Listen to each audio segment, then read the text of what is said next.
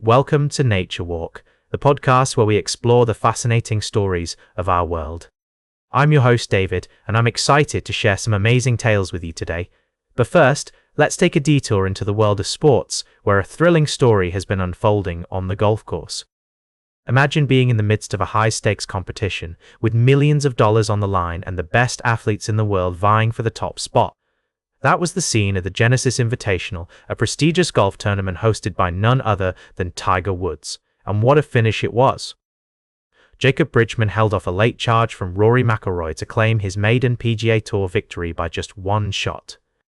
As we take a moment to appreciate the skill and determination of these athletes, let's also consider the parallels between their world and the natural world. Just as a golfer must navigate the challenges of the course, adapting to changing conditions and making split-second decisions, animals in the wild must navigate their own environments, using cunning and instinct to survive. The Genesis Invitational may seem like a far cry from the forests, oceans, and mountains we typically explore on Nature Walk, but it's a reminder that competition, strategy, and resilience are universal themes that transcend human endeavors. And who knows? Perhaps the focus and discipline required to excel in golf can inform our own approach to exploring and appreciating the natural world. We'll be right back with more fascinating stories from the natural world on Nature Walk. Welcome back to Nature Walk. As we continue our journey through the fascinating stories of our world, we find ourselves in the historic town of Assisi, Italy, where a remarkable event is unfolding.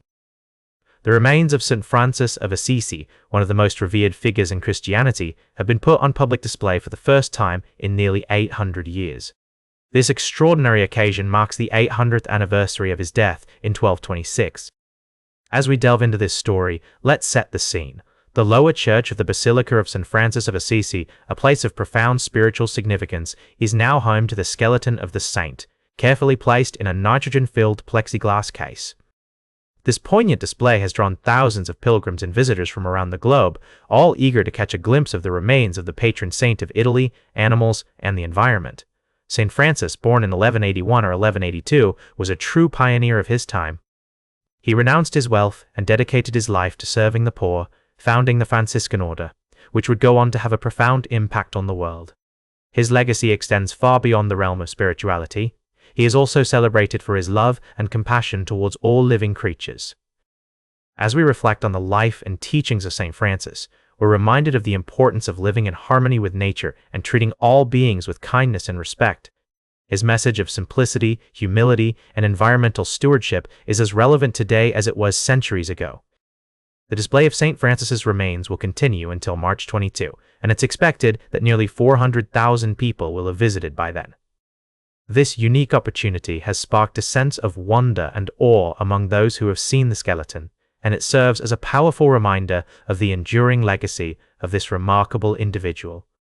As we prepare to move on to our final story of the day, let's take a moment to appreciate the significance of St. Francis's life and teachings. His commitment to living in harmony with nature and promoting compassion towards all living beings is an inspiration to us all.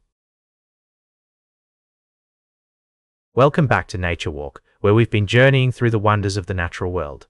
As we close out today's episode, I'd like to take you on a more personal and reflective path, one that weaves together the threads of human experience and our connection with nature. In a poignant piece titled "Two Portraits of My Father in a Tree," poet Rowie Lunardi paints vivid pictures of moments shared between a father and his child, set against the backdrop of the natural world. These portraits are not just about the people in them, but also about the landscapes they inhabit, the creatures they encounter, and the emotions that unfold. The first portrait is one of pursuit and compassion, where the father leads his child through the forest, tracking a gut-shot buck. The descriptions are evocative. By footfall and rifle glint, rustle of hoof and pulp of blood, he led me deep where the gut-shot buck had made its briery bed. This journey is not just about hunting, it's about connection with nature and the transfer of knowledge from one generation to the next. The father's shame at his poor aim, and the animal's pain touches on themes of responsibility and empathy towards all living beings. The second portrait shifts in tone and setting, moving to a mountainous landscape where the act of tying coats to tree trunks becomes a symbolic gesture of shedding burdens, both physical and emotional. The image of the father climbing a white pine to search for a sign of home as darkness falls is powerful, evoking a sense of vulnerability and the human desire for safety and direction. These portraits are intertwined with the natural world in a way that highlights our place within it, rather than apart from it.